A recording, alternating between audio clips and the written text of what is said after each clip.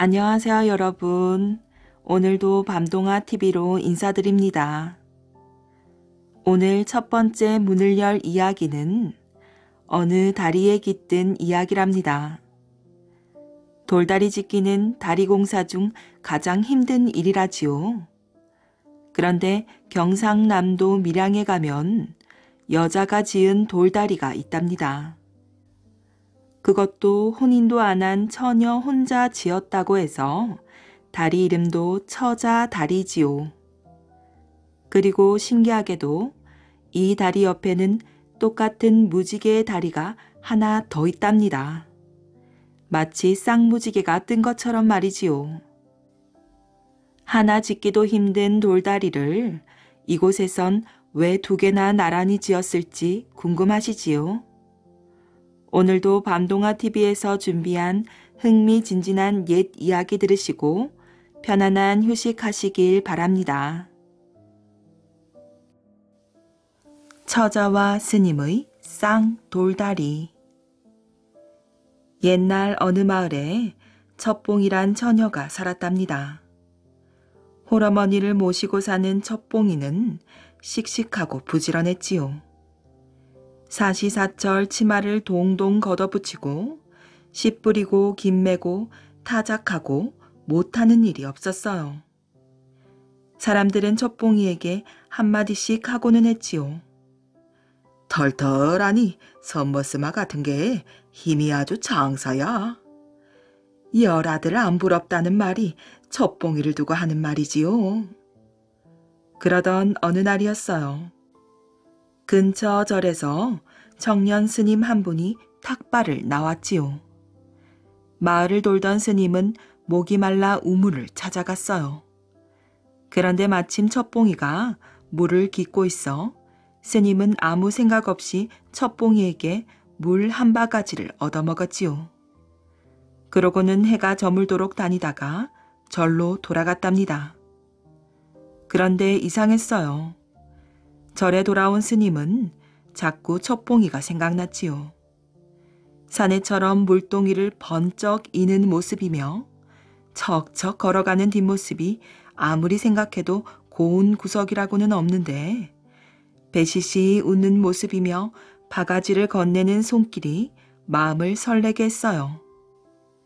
생각할수록 심장이 두근거리고 얼굴이 화끈거렸지요. 하루, 이틀, 사흘, 나흘, 시간이 갈수록 스님은 첩봉이 생각이 더 간절했답니다. 스님은 이대로는 안 되겠다 싶었어요.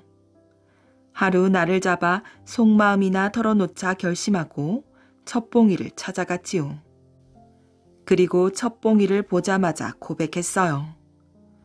낭자가 보고 싶어 견딜 수가 없구려. 내 마음을 받아주시오. 스님의 말에 첩봉이는 소스라쳤어요. 부처님의 길을 걷는 분이 무슨 망측한 말씀입니까? 썩 물러가세요. 그러나 첩봉이가 냉정하게 하면 할수록 스님은 더욱 매달렸어요. 매일 첩봉이에게로 와서 애원을 했지요. 첩봉이는 무슨 수를 내야겠다 싶어서 하루는 스님에게 제안을 했어요. 저 아래 개천이 있는데 징검다리라 장마철에는 사람들이 건너다니기가 불편합니다. 우리들이 그곳에 돌다리 놓기 내기를 하는 게 어떻습니까? 물론 이기는 사람이 상대방의 뜻을 받아주기로 하고요. 스님 얼굴에 한박 웃음꽃이 피었지요. 제 아무리 첩봉이가 힘이 세도 여자의 몸으로 돌다리라니 어림도 없는 일이지요. 스님은 자신이 이긴 것이나 다름없다고 생각했어요. 그렇게 해서 다음 날부터 두 사람은 다리를 놓기 시작했어요. 그런데 며칠이 지나자 스님은 꾀가 났어요. 아무래도 첩봉이를 좀 봐주기도 하면서 해야 할 것 같았고요.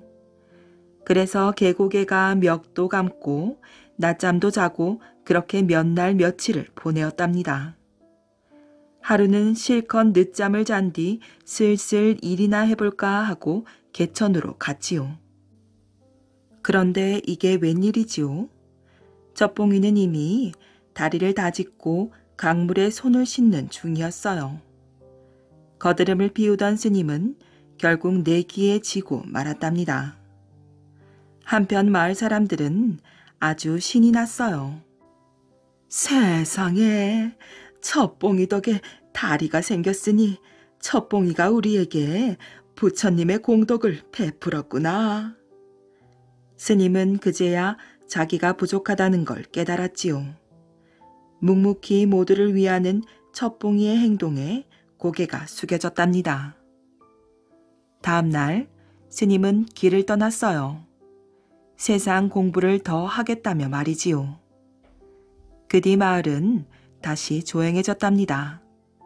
예전과 다를 바가 없었어요. 그런데 뭐라고 꼭 집어 말하기는 어렵지만 젖봉이가 뭔지 모르게 달라졌지요.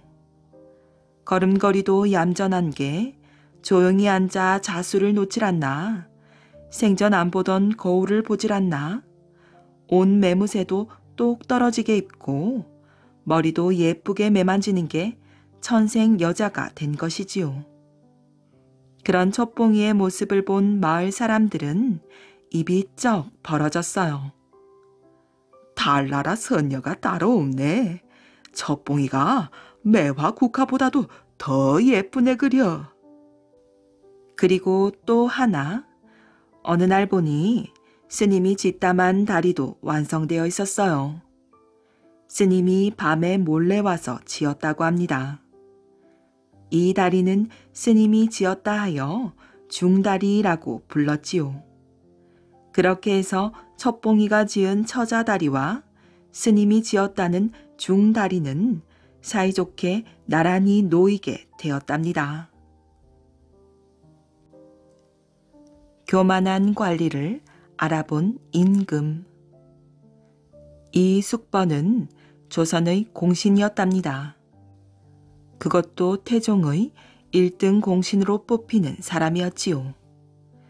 그런데 타고난 교만한 성품을 버리지 못하여 행복한 인생을 살지 못하고 유배지에서 외롭게 일생을 마치고 말았답니다. 이 숙번은 지극한 왕의 총애를 받고 있어 사람됨이 교만하기 짝이 없었어요. 그래서 임금 이외의 사람은 눈에 보이는 사람이 없었지요. 에헴, 나처럼 왕의 신임을 받고 있는 사람이 있으면 나와 보란 말이지. 아무렴 내가 최고지. 같은 지위의 재상들이라도 보잘것없는 종처럼 취급하여 거만하게 굴었답니다. 재상이면 다 같은 재상인가?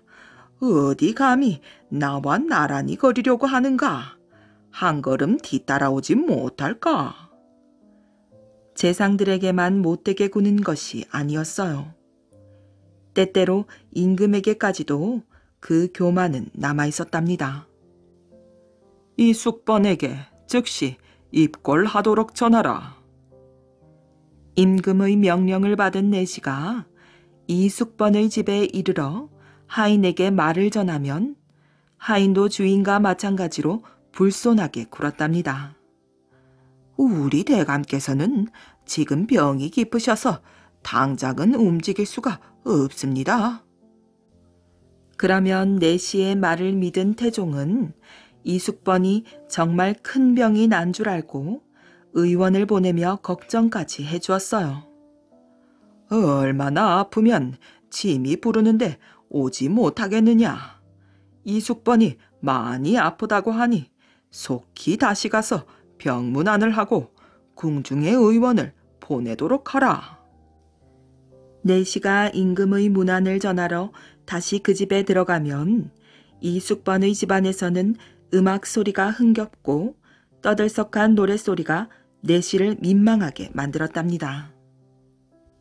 그가 이렇듯 하늘 높은 줄 모르고 교만하다는 것을 태종도 알았지만 자신을 도와서 임금 자리까지 오르게 해준 공신을 어쩌지 못해 그냥 모르는 채 하였지요. 또 이숙번은 자기가 누구에게 벼슬을 주고 싶으면 그 이름을 종이에 써서 재상에게 몰래 건네주었어요. 이 사람이야말로 그 자리의 적임자요. 내가 꼭 알맞은 사람을 추천하는 것이니 당장 쓰도록 하오. 은근히 협박까지 하면서 벼슬을 주도록 만드니 이숙번과 친한 사람들은 모두 높은 자리에 앉게 되어 그 세력이 하루가 다르게 커갔답니다. 이숙번은 서대문 안에 자기의 집을 지었는데 그 주위에 작고 허름한 집들이 많았지요. 내 집 주변에 이런 거지 같은 작은 집들이 있다니 들고 나는 것이 소란스러워 안 되겠구나. 그는 이 집에 사는 사람들을 보지 않도록 임금에게 특별히 간청하였어요. 전하, 소신이 사는 곳이 수레와 사람들 지나가는 소리로 소란스러워 나란 일을 돌보는 신의 정신을 혼란시키니 견딜 수 없사옵니다. 맑은 정신으로 전하를 보살필 수 있도록 조용한 분위기를 허락하여 주옵소서. 누가 들어도 말도 안 되는 무리한 청이었지만 이숙번이 하도 여러 번 전라되므로 임금은 허락하였지요. 아니, 이런 일이 고금천지에 어디 있단 말인가? 골목을 막아 근처에 사는 주민들을 못 다니게 하다니 그럼 우리는 어디로 다녀야 한단 말인가? 하루아침에 골목이 없어지자 백성들은 기가 막혔어요. 집을 출입하려면 빙 돌아갈 수밖에 없게 된 백성들이 기가 막혀 원망하고 불평했으나 아무 소용도 없었답니다. 날이 갈수록 이숙번의 횡포가 더욱 심해지자 참다 못한 여러 대신들이 임금에게 상소를 올렸어요. 이숙번을 처벌하지 않으면 백성들의 신뢰를 잃게 될 것이옵니다. 너무나 심각한 사태에 태종도 고개를 끄덕이지 않을 수 없었지요. 봐주는 데에도 한계가 있는 법이요.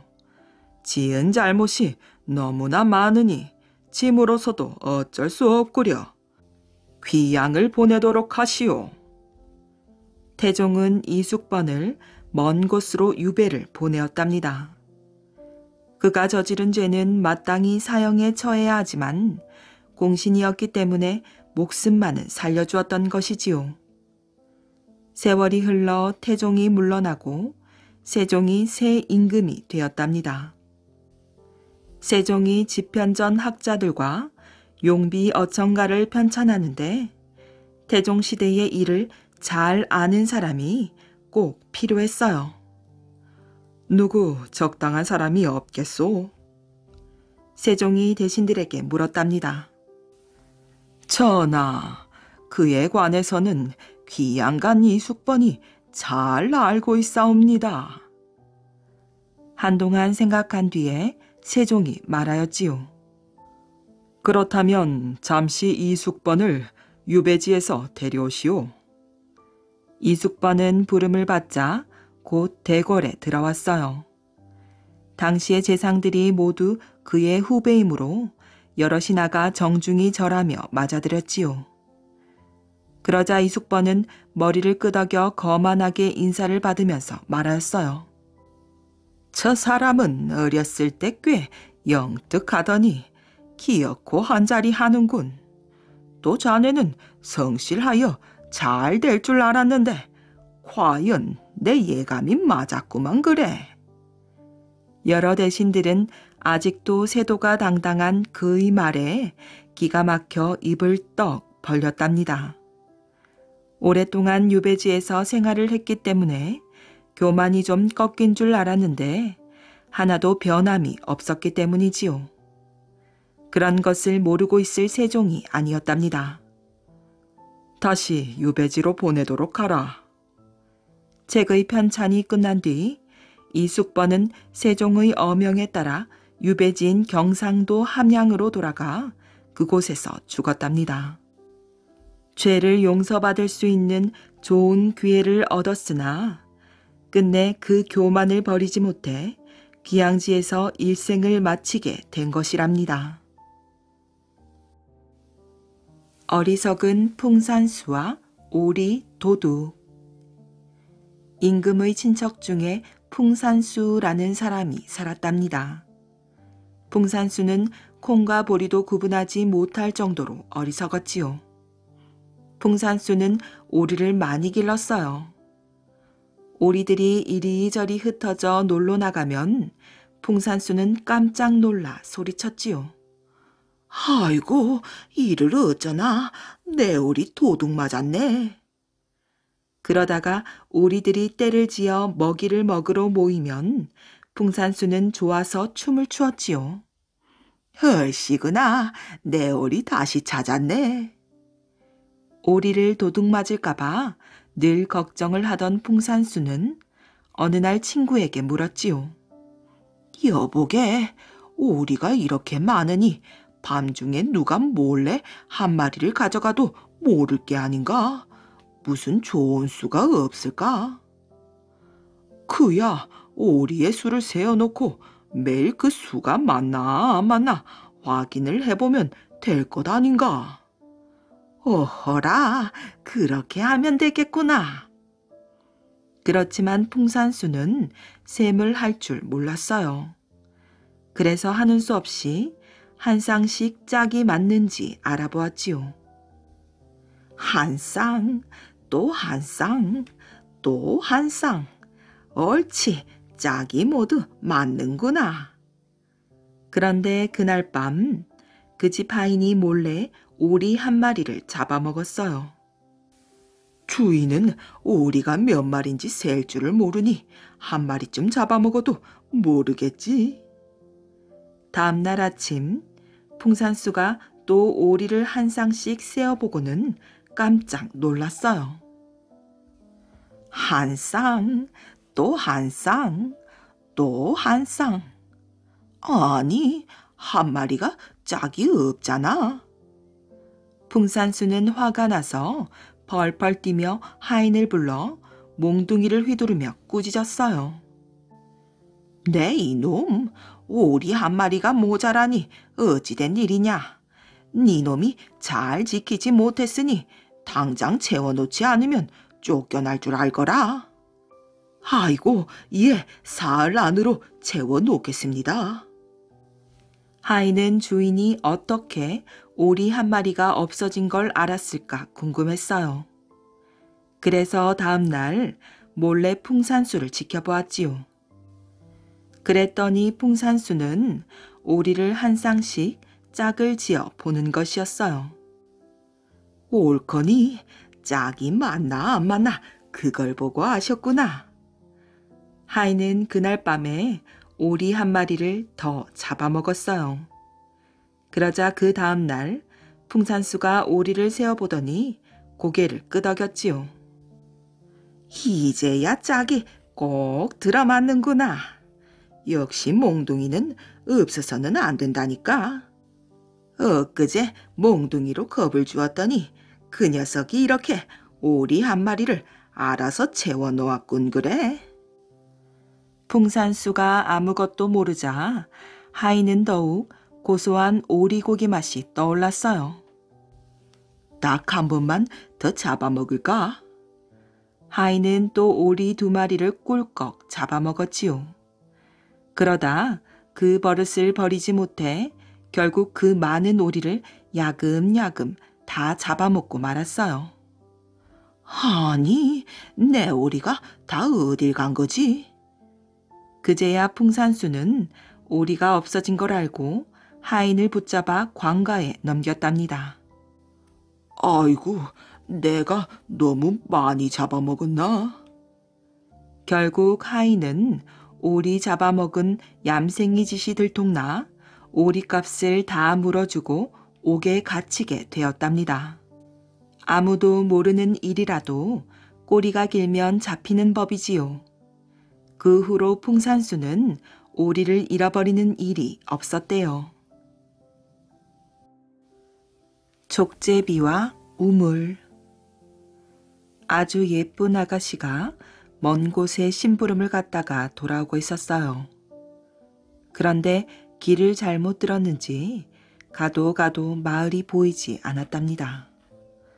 마침 한낮이라 목이 몹시 말랐던 아가씨는 우물가로 갔어요. 우물 밑바닥에 물이 조금 있었답니다. 아가씨는 우물 속으로 들어가 물을 먹었어요.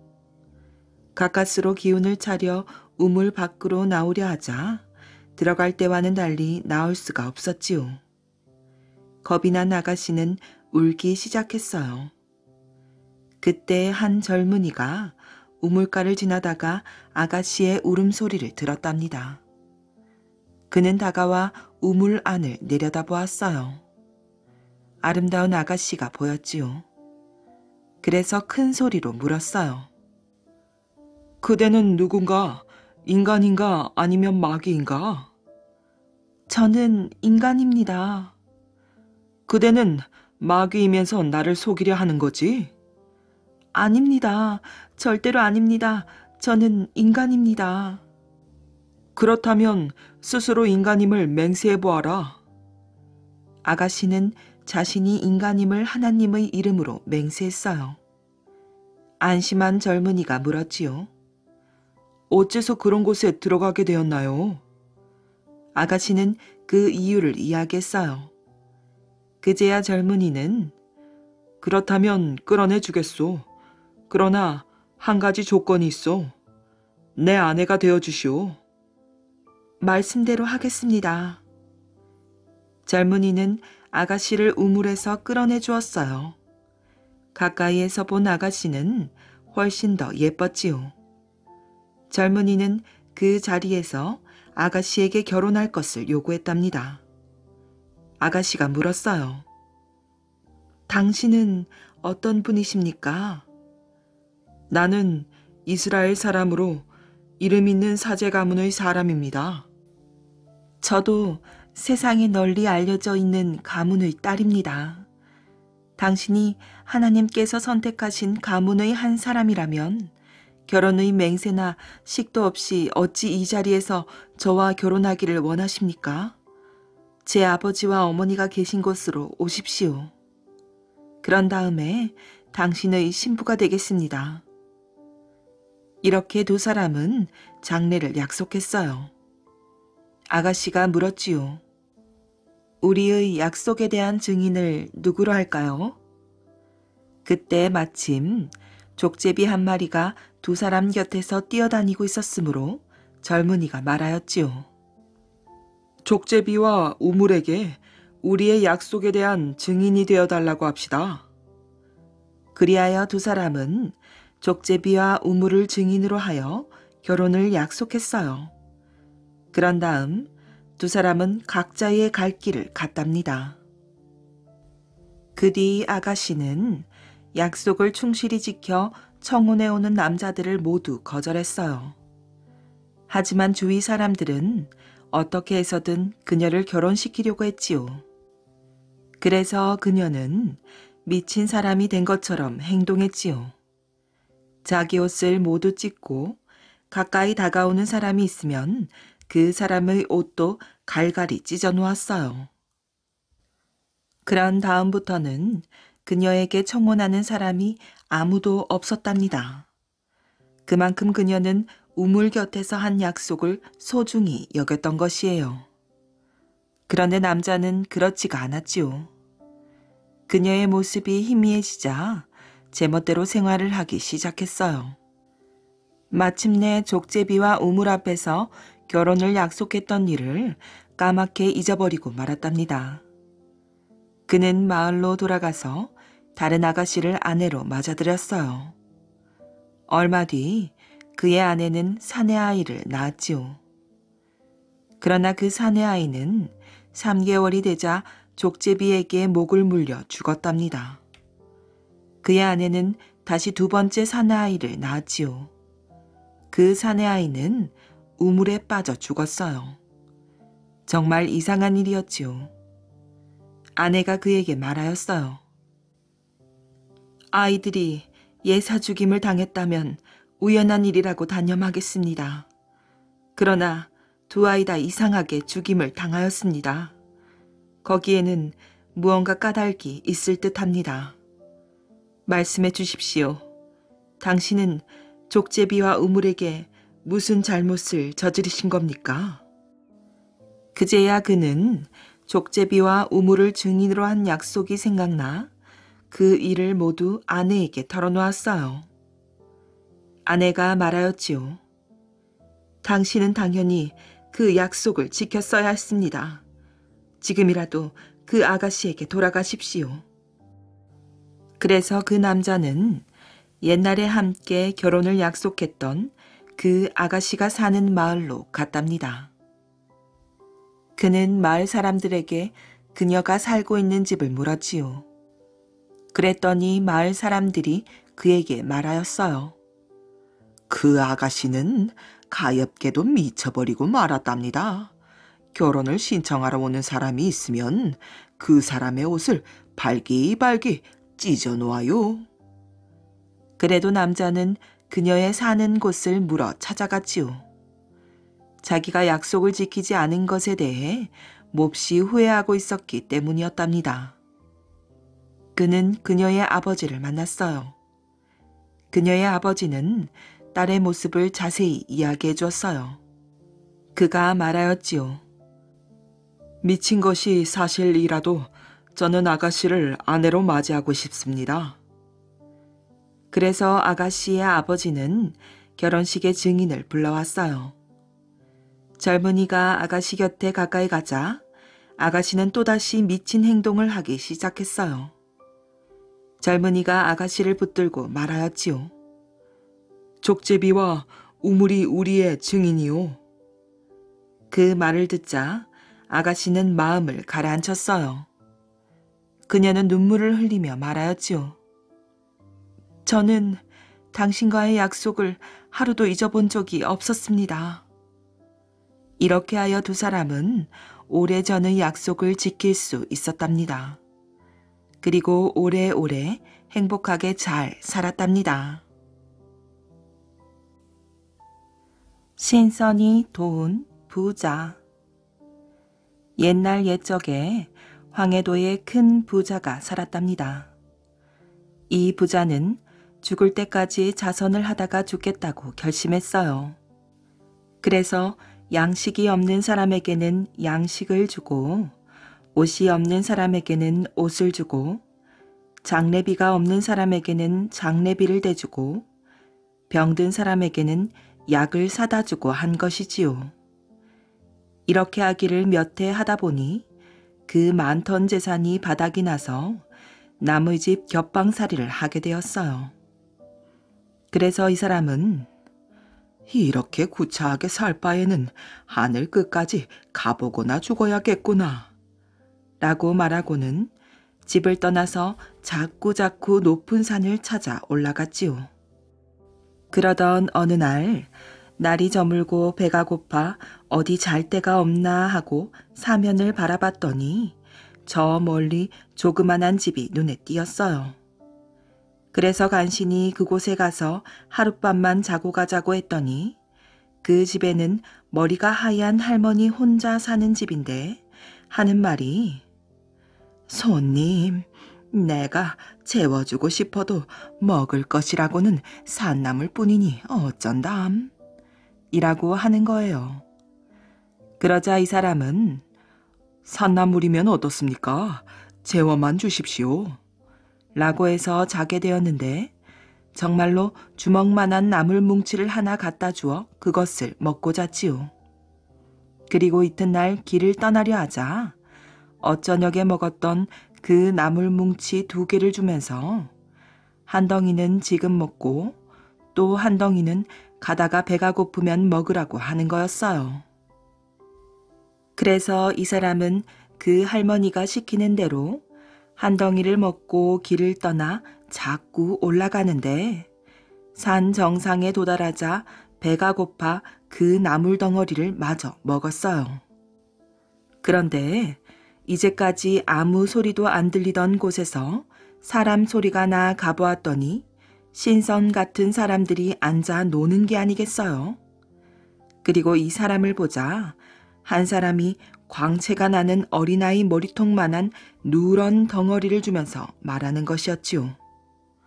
이것은 산삼 나물 세 뭉치를 먹은 사람만이 얻을 수 있는 황금주라는 귀중한 보물인데 얼마 안 있으면 중국 천자가 이 황금주를 구할 터이니 그때 바치시오. 그리곤 이 말과 함께 어디론가 사라져버리는 것이었지요.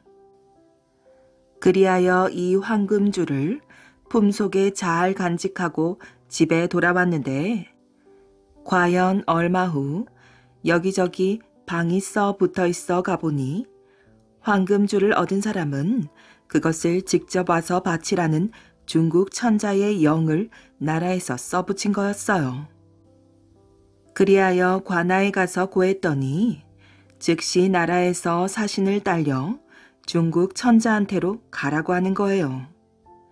그리하여 천자를 아련하고 그 황금주를 바쳤지요. 그러자 천자는 어느 나라에서도 구하지 못한 이 보물을 구해왔다고 기뻐하면서 큰 상을 내리고 만호 후에 봉하니 부귀 영화를 누리며 잘 살았다고 합니다. 다마락 꽃의 이슬. 옛날 옛적 어느 산골 마을에 참 가난하게 사는 할머니가 있었어요. 이 할머니는 남편도 없고 자식도 없이 평생 외롭게 살았지요. 가난하니 남의 집 굳은 일이나 해주고 겨우겨우 밥을 얻어먹고 살았답니다. 그렇게 어렵게 살면서도 쌀이 생기면 꼭 부처님께 바칠 공양쌀을 한 줌씩 따로 모아뒀더래요. 아무리 배가 고플 때라도 공양쌀 챙기는 것은 안 잊어버렸지요. 이렇게 한 줌 한 줌 모은 공양쌀이 어느덧 서말이나 되어서 하루는 할머니가 쌀을 깨끗이 씻어가지고 자루에다 넣어 머리에 이고 집을 나섰답니다. 절에 가서 부처님께 바치려고 말이지요. 그런데 여태 절이라고는 한 번도 가본 적이 없는 터라 절이 어디에 있는지 알 수가 있어야지요. 그래서 산속을 헤매다 끝내 절을 찾지 못하고 날이 저물어 그냥 집으로 돌아왔답니다. 아이고, 내 팔자는 부처님께 공양쌀도 못 바칠 팔자로구나. 할머니가 이렇게 탄식을 하고 있는데 이때 마침 스님이 찾아와서 시주를 청하거든요. 옳거니 잘됐다 하고서 모아놓은 공양쌀을 몽땅 스님한테 다 주었어요. 그랬더니 스님이 고맙다고 하면서 자그만 꽃씨 하나를 주더래요. 할머니, 이 꽃을 뜰에다 심고 날마다 첫새벽에 깨끗한 물을 한 바가지씩 뿌려주십시오. 물을 주고 난 다음에는 하늘 아래 신통방통한 다마라 꽃아, 젊어서는 고생해도 늙어서는 왕모가 되고 지고 하고 피십시오. 그러면 좋은 일이 생길 것입니다. 할머니는 스님 말대로 그 꽃씨를 뜰에다가 심었어요. 그리고 날마다 첫새벽에 일어나 깨끗한 물을 한 바가지씩 뿌려주었지요. 그러고 나서 하늘 아래 신통방통한 다마라 꽃아, 젊어서는 고생해도 늙어서는 왕모가 되고 지고 하고 빌었답니다. 날마다 하루도 거르지 않고 물을 주면서 빌었어요. 다마라 꽃은 곧 싹이 나더니 하루가 다르게 잘 자라더래요. 무럭무럭 잘 자라 얼마 안 있어 꽃이 여러 송이 활짝 피고 잎이 무성하게 되었답니다. 이때 나라에서는 임금님의 외동아들이 병이 나 아무리 좋다는 약을 써도 안 되고 아무리 용하다는 의원을 불러다 보여도 낫지를 않았어요. 이때 어떤 스님이 와서 보더니 이 병에는 하늘 아래 신통방통한 다마라 꽃의 이슬을 받아 먹으면 낫겠습니다. 하거든요. 그래서 임금님이 신하들을 온 나라에 풀어 하늘 아래 신통방통한 다마라 꽃의 이슬을 받아오겠어요. 신하들이 온 나라를 다니면서 다마라 꽃을 찾았지만 어디 그런 꽃을 찾을 수가 있나요? 아무리 찾아보아도 없거든요. 그런데 하루는 한 신하가 어느 산골 마을을 지나다 보니 다 쓰러져가는 오두막집에서 웬 할머니가 꽃에 물을 주면서 빌기를 하늘 아래 신통방통한 다마라 꽃아, 젊어서는 고생해도 늙어서는 왕모가 되고 지고 한단 말이에요. 옳았구나 하고 할머니더러 그 꽃에 맺힌 이슬을 받아달라고 말하였어요. 할머니는 얼른 다마라 꽃에 맺힌 이슬을 받아서 작은 병에 넣어줬답니다. 신하가 이슬을 가지고 임금님에게 돌아가 왕자에게 먹였더니 신통하게도 왕자는 병이 씻은 듯이 나아서 벌떡 일어나더래요. 임금님은 할머니를 고맙게 여겨 대궐로 불러다가 왕자의 유모로 삼았답니다. 왕자는 나중에 아버지한테서 임금 자리를 물려받아 새 임금님이 되었지요. 그러니 날마다 다마라 꽃에 빈 것처럼 꼭 그대로 되었어요. 왕모는 임금의 어머니를 왕모라고 하거든요. 황새랑 메뚜기랑 개미랑.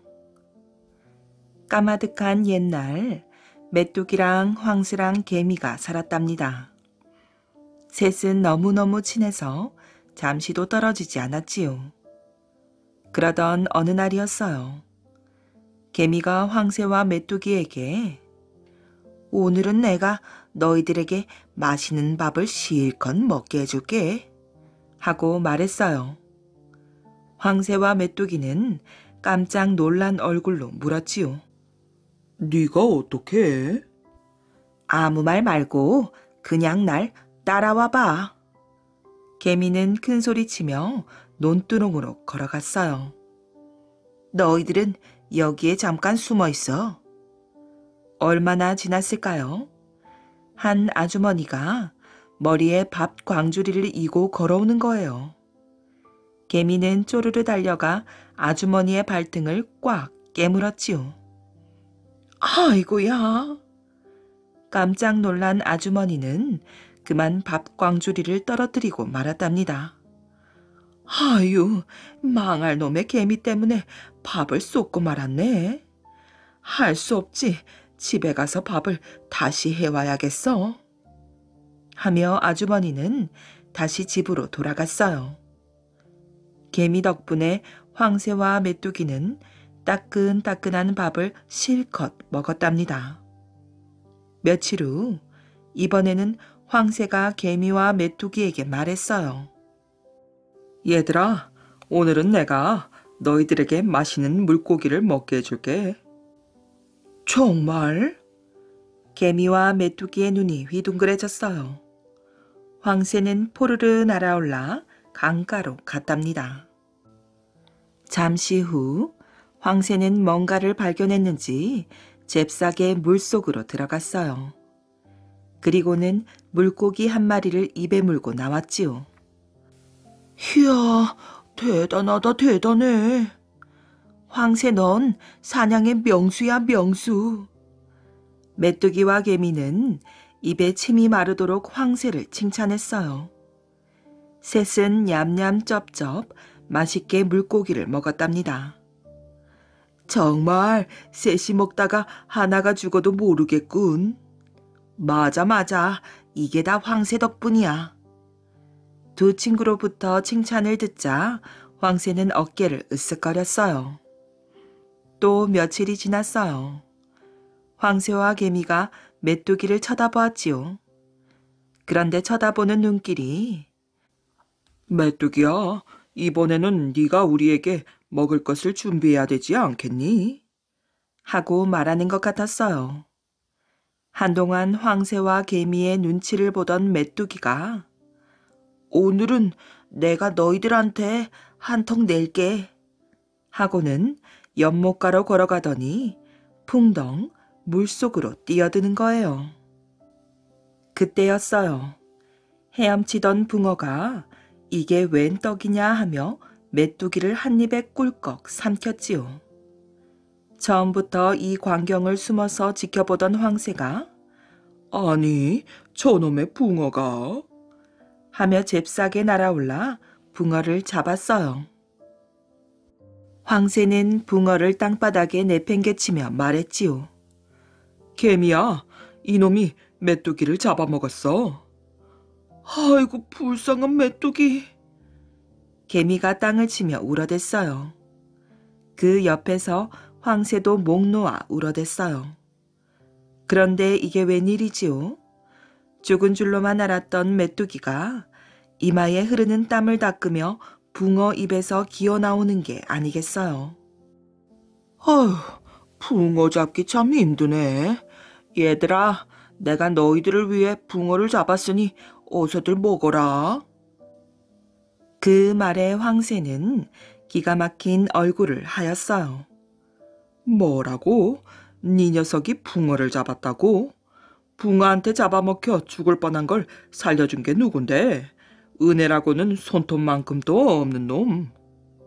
황새와 메뚜기는 서로 자기가 붕어를 잡았다며 티격태격하다가 끝내 큰 싸움이 벌어졌어요.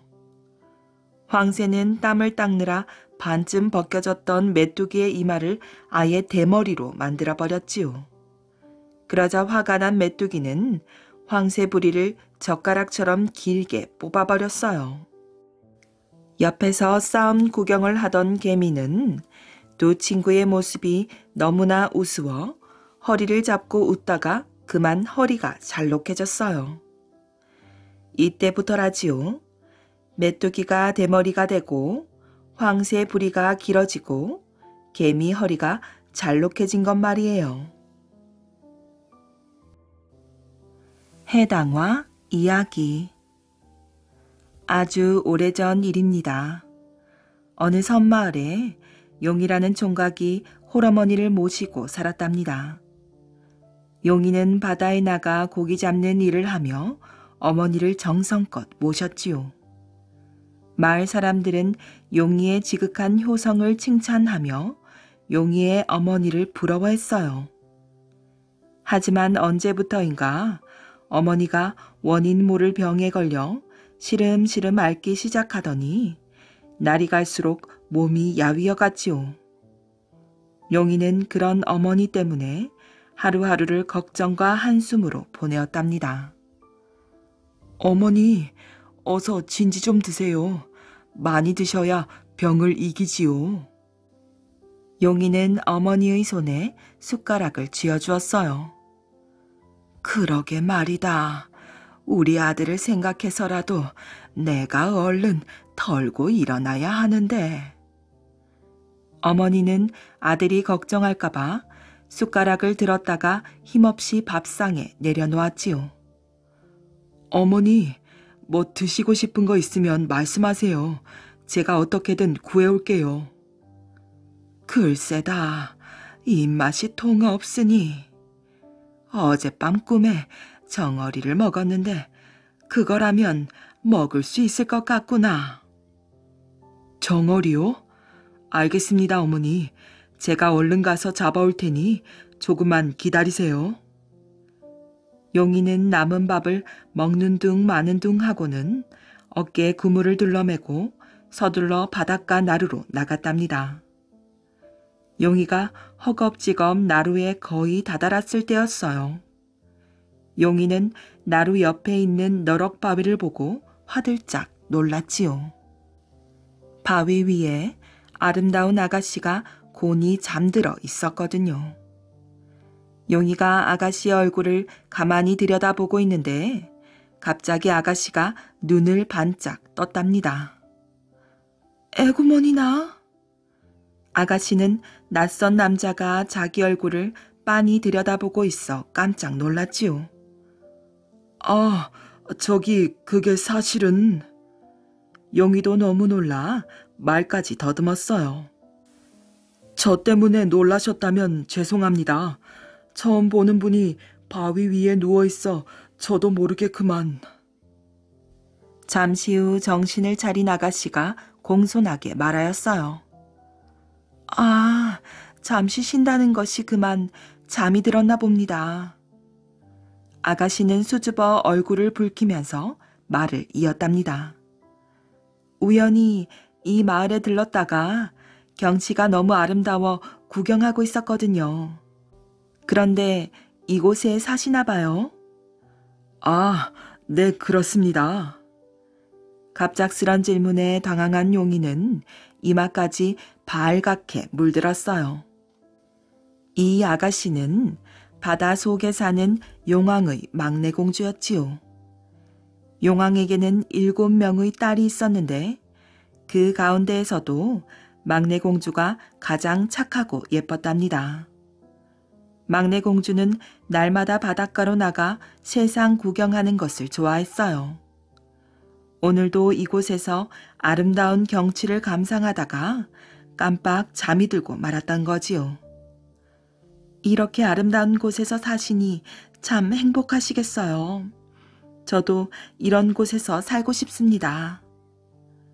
경치가 아름다운 곳에서 산다고 사람들이 모두 행복한 것은 아니지요. 기쁘고 즐거운 일도 있지만 슬프고 괴로운 일도 많습니다. 용이의 말에 공주는 놀란 표정을 지으며 물었어요. 무슨 안 좋은 일이라도 있으신지요? 저는 어머니와 단둘이 살고 있습니다. 이제야 제가 고기잡이를 해서 어머니를 편히 모실 만해졌는데 원인 모를 병에 걸려 누워 계시지요. 저는 어머니를 생각하면 늘 마음이 아픕니다. 어느새 용이의 눈가에 눈물이 그렁그렁 맺혔어요. 미안해요. 제가 괜한 걸 물었습니다. 공주는 용이의 아픈 마음을 건드린 것 같아 미안했지요. 그러지 말고 우울한 기분도 풀 겸 저랑 같이 바닷가에서 놀아요. 네? 공주는 용이의 기분을 바꿔주고 싶었어요. 같이 놀자고요? 저야 좋지만... 공주의 말에 용이는 금세 기분이 좋아졌어요. 둘은 바닷가를 거닐며 많은 이야기를 나누었어요. 조개 껍데기를 주워 목걸이를 만들고 고운 모래로 모래성도 쌓았지요. 용이는 공주와 노느라 정어리를 잡아야 한다는 사실을 까맣게 잊어버렸답니다. 어느덧 해가 뉘엿뉘엿 지고 있었어요. 둘은 모래밭에 앉아 하늘을 붉게 물들이는 노을을 바라보았지요. 아름다운 노을을 바라보는 동안 용이와 공주는 무척이나 행복했답니다. 어머나, 너무 늦었어요. 그만 가야겠어요. 우리 다시 만날 수 있을까요? 아쉬워하는 공주의 말에 용이도 공주와 헤어지는 것이 싫었어요. 그럼 내일 아침에 이 바위에서 다시 만납시다.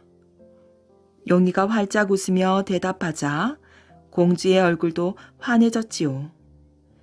둘은 아쉬운 작별 인사를 하고 헤어졌어요. 용이는 공주의 모습이 보이지 않을 때까지 그 자리에 서서 지켜보았어요. 그러고는 모래밭에 던져두었던 그물을 챙겨 들었지요. 아차, 정어리! 용이는 그제야 바닷가에 나온 까닭이 생각났어요. 어떡하면 좋담? 해가 졌으니 바다에 나갈 수도 없고 정어리를 잡아올 거라고 어머니께서 기대하고 계실 텐데. 하지만 달리 방법이 없었던 용이는 집을 향해서 터벅터벅 걸어갔답니다. 아이고, 늦었구나. 정어리는 많이 잡았고. 집으로 들어서는 용이를 보며 어머니가 물었어요. 그래서 시치미를 뚝 떼고 말하였지요. 아니요, 오늘은 이상하게 송사리 한 마리도 잡히지 않더라고요. 용이가 시무룩하게 대답하자 어머니는 오히려 용이를 다독였어요. 그래, 날마다 많이 잡을 수 있겠니? 많이 잡히는 날이 있으면 오늘처럼 못 잡는 날도 있는 거지. 어머니의 말에 용이는 가슴이 뜨끔했어요. 태어나서 처음으로 어머니께 거짓말을 했기 때문이지요. 다음 날 용이는 아침 일찍 정어리를 잡으러 간다며 바닷가로 나갔답니다. 꽤 이른 시간이었지만 공주도 벌써 나와 있었지요. 용이와 공주는 어제처럼 저녁까지 함께 시간을 보내었어요. 용이는 또다시 어머니와 정어리 생각을 까맣게 잊고 말았어요. 그 다음 날도 또 그 다음 날도 용이와 공주는 행복한 시간을 보냈답니다. 용이는 처음에는 어머니께 거짓말을 하는 것이 힘들었지만 날이 갈수록 아무렇지도 않게 되었어요. 오히려 매일 공주를 만나지 못하면 살 수 없을 것 같았지요. 용이와 공주가 행복한 시간을 보내는 동안 어머니의 병은 점점 깊어갔어요. 용이가 정어리는커녕 다른 고기조차 잡아오지 않았으니 집에 먹을거리가 있을 리가 없었지요. 그러던 어느 날 어머니는 집으로 들어오는 용이에게 엄한 목소리로 말하였어요. 이제 이 어미 생각은 하나도 안 하는 것이냐? 먹을거리도 다 떨어지고 없는데 도대체 무슨 생각을 하고 다니는지 이야기나 한번 들어보자꾸나. 용이는 어머니의 얼굴을 똑바로 쳐다보지 못했어요. 그동안 자기가 얼마나 큰 잘못을 했는지 잘 알고 있었으니까요. 용이는 야윈 두 볼의 어깨를 축 늘어뜨린 어머니를 보자 재수러운 마음이 들었답니다. 죄송합니다, 어머니. 내일은 꼭 정어리를 잡아올게요. 용이는 무릎을 꿇고 어머니에게 용서를 빌었어요. 하지만 어머니는 용이의 말에 더 크게 화를 냈지요. 지금 내가 정어리를 못 먹어 이런다고 생각하는 것이냐? 고기를 잡으러 바다에 나가지도 않으면서 날마다 아침부터 저녁까지 어디에서 뭘 하고 다니는 것이냐고 묻는 게 아니냐? 네, 어머니. 내일부터는 정신 차리고 열심히 일할게요. 한 번만 믿어주세요. 용이는 진심으로 뉘우치면서 마음속으로 굳게 다짐했답니다. 다음날 용이는 그물을 어깨에 메고 집을 나섰어요. 오늘은 아가씨가 나오지 않았으면 좋겠구나. 하지만 멀리 바위에 앉아있는 공주의 모습이 보이자 용이는 반가운 마음에 한 걸음에 달려갔어요. 얼굴빛이 안 좋으세요. 무슨 걱정이라도 있으세요? 용이는 공주에게 거짓말을 할 수 없어 어제 어머니와 있었던 일을 말하였지요. 그런 일이 있었으면 진작 말씀하시지요. 걱정하지 마세요. 제가 정어리를 구해올게요. 공주는 용이가 붙잡을 겨를도 없이 바닷속으로 풍덩 들어갔어요. 그러고는 잠시 후에 정어리를 하나를 안고 바다에서 나왔지요. 용이는 놀란 눈으로 공주를 바라보았어요. 이 정도면 충분하겠지요. 어서 집으로 가세요. 공주는 멍하니 서 있는 용이를 아랑곳하지 않고 앞장서서 걷기 시작했어요. 용이는 아직도 놀란 가슴이 가라앉지 않아 그 자리에 우두커니 서 있었지요. 아가씨는 사람입니까? 귀신입니까? 어떻게 맨몸으로 바다에 들어가 정어리를 잡을 수가 있지요? 놀라셨어요? 사실 저는 바닷속 용왕님의 막내 공주예요. 그러니 바닷속은 제 손바닥처럼 환하답니다. 용이는 입이 떡 벌어졌어요. 아가씨가 용궁에 사는 공주라는 사실을 믿을 수가 없었지요. 공주는 용이를 잡아 끌며 말했어요. 어서 저와 함께 집으로 가요. 저는 오늘부터 당신과 함께 어머니를 모시고 살 거랍니다. 어머니를 사랑하는 당신 마음에 감동했거든요. 용이는 기쁜 마음으로 공주와 함께 집으로 갔답니다. 집에 계시던 어머니는 용이가 잡아온 정어리를 보고도 놀랐지만 함께 온 공주를 보고 더 놀랐어요. 어머니, 바닷속 용왕님의 막내 공주예요. 이제부터 우리 집에서 함께 살 거랍니다. 아이고, 살다 보니 이렇게 기쁜 날도 다 있구나. 이게 꿈이냐 생시냐. 용궁 공주님이 우리 집 며느리가 된다니 믿을 수가 없구나. 용이와 공주는 어머니를 방으로 모시고 들어가서 큰 절을 올렸답니다.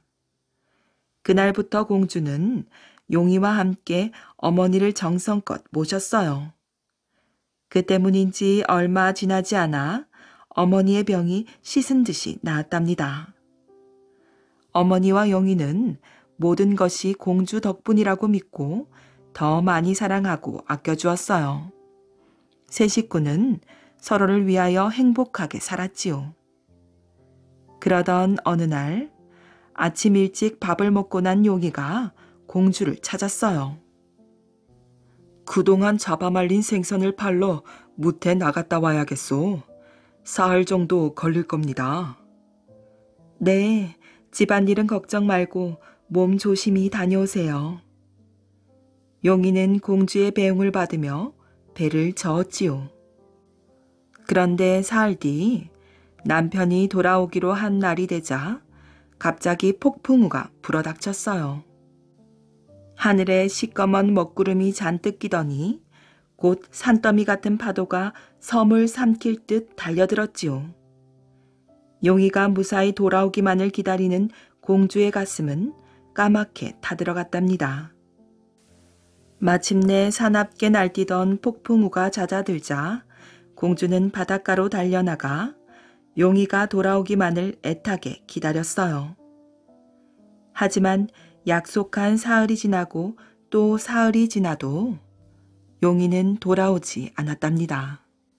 공주는 돌아오지 않는 용이를 한없이 기다리고 또 기다렸지요. 한편 사흘 후에 돌아오겠다던 용이는 이미 이 세상 사람이 아니었어요. 집으로 돌아오는 길에 폭풍우에 휘말려 바다에 빠져 죽고 말았지요. 용왕님의 허락도 없이 공주와 결혼한 것 때문에 벌을 내린 것이었어요.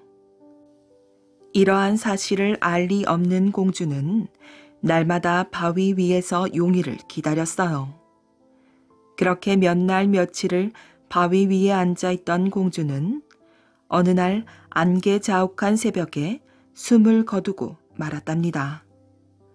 연이어 아들과 며느리를 잃은 어머니는 슬피 울며 바닷가 바위 옆에 공주를 묻어주었어요. 그런데 얼마 지나지 않아 공주의 무덤 위에 꽃나무 한 그루가 자랐지요. 마을 사람들은 공주의 영혼이 꽃으로 다시 태어났다고 생각했어요. 그 뒤로 바닷가 모래땅에 붉게 핀 그 꽃을 해당화라고 이름 붙였어요. 지금도 바닷가에 가면 붉은색 해당화를 볼 수 있답니다.